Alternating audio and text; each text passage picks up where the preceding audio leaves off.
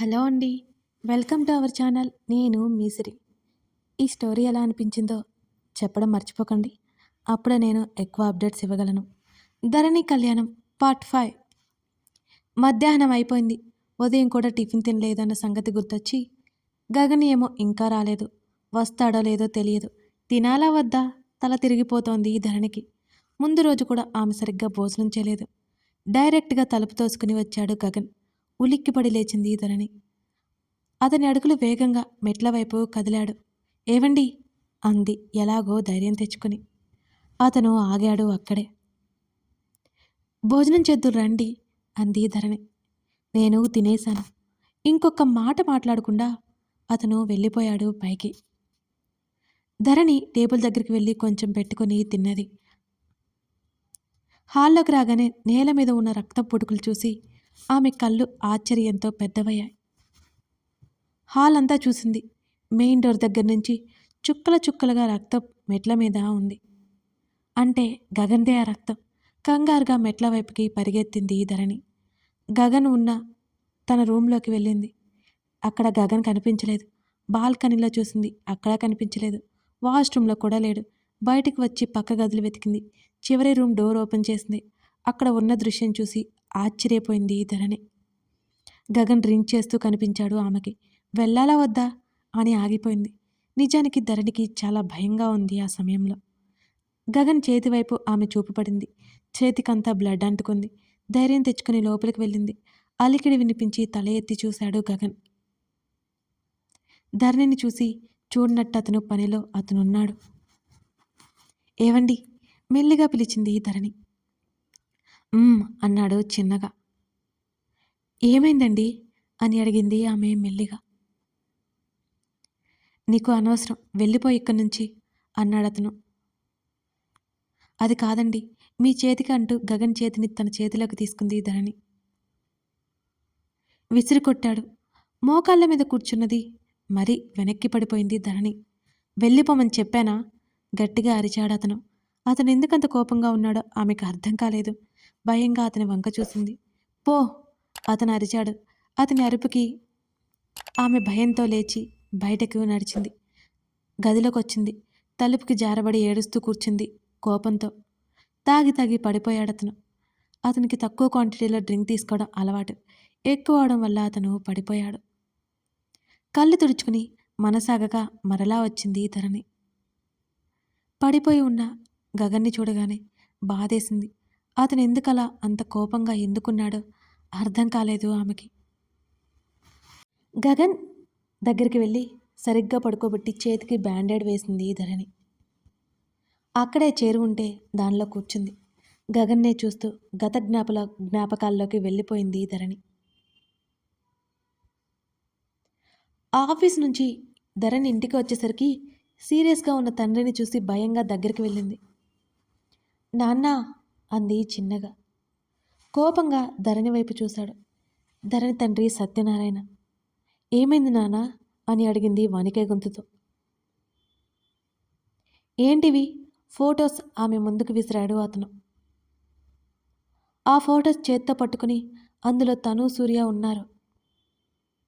నాన్న అంది భయపడుతూ. ధరణి చెంప మీద కొట్టాడు. కింద పడింది. ఆమె చెంప ఎర్రగా కందింది. ఛీ, మీ అమ్మ నువ్వు పుట్టినప్పుడే పోయినా నీకు ఏ కష్టం రాకుండా పెంచాను. కానీ నువ్వేం చేశావు? ఇలాంటి పనులు చేయడానికి కొంచెమన్నా సిగ్గు ఉండాలి. వాడితో తిరుగుళ్లే కాకుండా అడ్డమైన ఫోటోలు తీసుకుని నా పరువు బజారుకి ఈడుద్దామనుకుంటున్నావా అని గట్టిగా అరిచాడు సత్యనారాయణ. నొప్పితో వచ్చే కన్నీళ్ల కంటే తండ్రి మాటలకి గుండెని కోస్తున్నట్టు అనిపించింది ధరణికి. నాన్న అంది బాధగా చూస్తూ. ఛీ, అలా పిలవకు విసుక్కున్నాడు సత్యనారాయణ. నిజంగా నాన్న, నాకేం తెలియదు. ఇవెలా వచ్చాయో నాకు తెలియదు. మా మధ్య అలాంటిది ఏమీ లేదు నాన్న. తండ్రి కళ్ళు పట్టుకొని ప్రాధేయపడింది ధరణి. ఆమె చేతులని కాళ్ళతో విదిలించాడు. పక్కన పడింది. ఏడుస్తూ తండ్రిని చూసింది ధరణి. ముఖం తిప్పుకున్నాడు అతను. నాన్న, అవి నిజం కాదు అంది వెక్కి వెక్కి ఏడుస్తూ ఆమె. నీకు ఆ సూర్య తెలీదా అని అడిగాడు గట్టిగా ధరణినే సూటిగా చూస్తూ. ఏడుస్తూ మౌనంగా ఉండిపోయింది ధరణి. తెలియదు అని చెప్పు, ఈ ఫోటోలు అబద్ధమని నమ్ముతాను అని అన్నాడు సత్యనారాయణ. ఏడుస్తూ తలదించుకుంది ధరణి. నువ్వు చెప్పలేవు, ఎందుకంటే నువ్వు వాడు చి అని అన్నాడు తండ్రి. తండ్రి చీత్కారం భరించలేకపోయింది ధరణి. తండ్రి బయటకు వెళ్ళిపోయాడు. వెక్కి వెక్కి ఎంతగానో ఏడ్చింది ధరణి. ఆ ఫోటోలు మరొక్కసారి చేతిలోకి తీసుకుంది. మెల్లిగా ఒక్కొక్కటి చూసింది వాటిని. ఆమెకే కంపరంగా అనిపించాయి. సూర్యధరణి ఎంతో క్లోజ్గా ఉన్న ఫోటోలు. తనకే ఆశ్చర్యంగా ఉంది. తను ఎప్పుడు సూర్యతో ఒక ఫోటో కూడా తీసుకోలేదు. అవెలా వచ్చాయి తెలియట్లేదు తనకి. తండ్రికి ఎవరో పంపి ఉంటారు. అంతు చిక్కలేదు ధరణికి ఎంత ఆలోచించినా సరే. ఎంత ఏడ్చినా ఆమె బాధ తీరలేదు. 2 రోజుల తర్వాత సడన్గా గగన్తో పెళ్ళి అన్నాడు తండ్రి. ఏం మాట్లాడాలో తెలియక మౌనంగా ఉంది ధరణి. పెళ్ళి సింపుల్గా గుళ్ళ జరుగుతుంది. గగన్ అంటే తన తండ్రి పనిచేసే ఆఫీస్లో చైర్మన్ కొడుకు. అతను ఫారెన్లో చదువుకొని ఆ మధ్యనే ఇండియా వచ్చాడు. వచ్చేటప్పుడు ధరణిని డైరెక్ట్గా గగన్ వాళ్ళ ఇంటికి తీసుకువెళ్ళాలి అని అన్నారు. కానీ తను పెళ్లి చేసుకుని వెళ్ళబోతుంది అనే బాధ తండ్రి కళ్ళలో ఏమాత్రం కనిపించలేదు. గగన్ బలవంతం మీద అతనితో పాటు ధరణి ఒక్కతే కారులో రావడానికి ఇంట్లో వాళ్ళు ఒప్పుకున్నారు. అంత డబ్బున్నోళ్ళు తననెందుకు ఇంటి కోడల్ని చేసుకున్నారో ధరణికి అసలు అర్థమే కాలేదు. తెలియదు కూడా. తన ఆలోచనల్లో తనుండగా కారు ఆగింది. అయోమయంగా గగన్ని చూసింది ధరణి. మిట్ట మధ్యాహ్నమది. రోడ్డు మీద ఒక పక్కగా కారు ఆపాడు గగన్. చుట్టూ చూసింది. గుడి నుంచి కొంత దూరంలో ఉన్నారు వాళ్ళిద్దరూ. ధరణి చేతిని తన చేతిలోకి తీసుకున్నాడు గగన్. సిగ్గుతో ముడుచుకుపోయింది ధరణి. అతను తనని అలాగే చూస్తుండటంతో తల ఎత్తి అతని వంక చూసింది. అప్పుడు చూసింది గగన్ని సరిగ్గా. చూడ్డానికి మంచి కలర్, లైట్గా సేవ్ చేసిన బియర్డ్, జాలైన్ కూడా కనిపిస్తోంది. చూడ్డానికి చాలా అంటే చాలా అందంగా ఉన్నాడు. ధరణి చెంప మీద చేయి వేశాడు. కంగారుగా చూసింది అతన్ని. చీరలో కనిపించని ఆమె నడుము మీద చేయి వేయగానే అతన్ని కంగారుగా చూసింది మరల.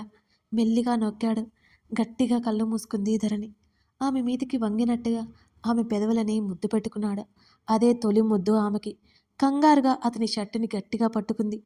ఆమె అయోమయంలో ఉన్నప్పుడే ముద్దు ముగిసిపోయింది. ఆమెని లాక్కుని తన మీద కూర్చోబెట్టుకున్నాడు. ఆమెకి గుండెదడ పెరిగిపోతోంది క్షణక్షణం. ఆమె కంఠం మెడవంపుల్లో ముద్దులు పెడుతున్నాడు. సీట్ని గట్టిగా పట్టుకుంది. ఆమె నడుం మీద అతని చేతులు నొక్కుకుపోతున్నాయి. ఏమవుతుందో తెలియట్లేదు ఆమెకి.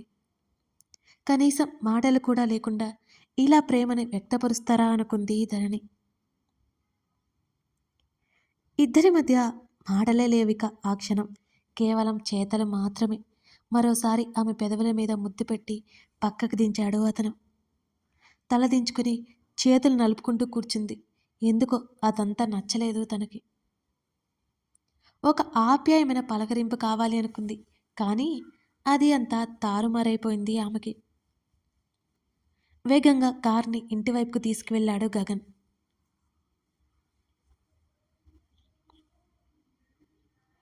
తల తిరుగుతున్నట్టు అనిపిస్తుంటే మెల్లిగా కళ్ళు తెరిచి చూశాడు గగన్. చైర్లో కూర్చుని శూన్యంలోకి చూస్తున్నట్టు కనిపించింది ధరణి. గగన్ అలికిడి కూడా పట్టించుకోలేదు ఆమె. ఆమె గత జ్ఞాపకాల్లో ఉంది. గగన్ చూస్తుండగానే ధరణి కంట్లో నుంచి నీరు ధారలా మారింది. చెంపల మీదకో జారుతూ కనిపించింది. అతనికంతా అయోమయంగా ఉంది. అతని మనసు అగాధంలో ఉంది ఆ క్షణం ఆమెనలా చూస్తూ ఉంటే. మత్తు ఇంకా దిగినట్టు లేదు. చేతిని కదిలించాడు అతను.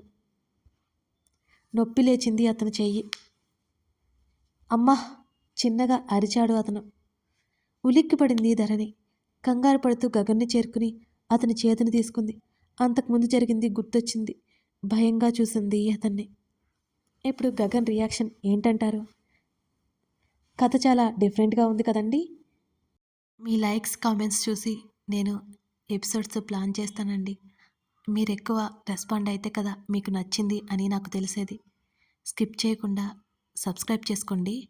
Thank you for watching this video.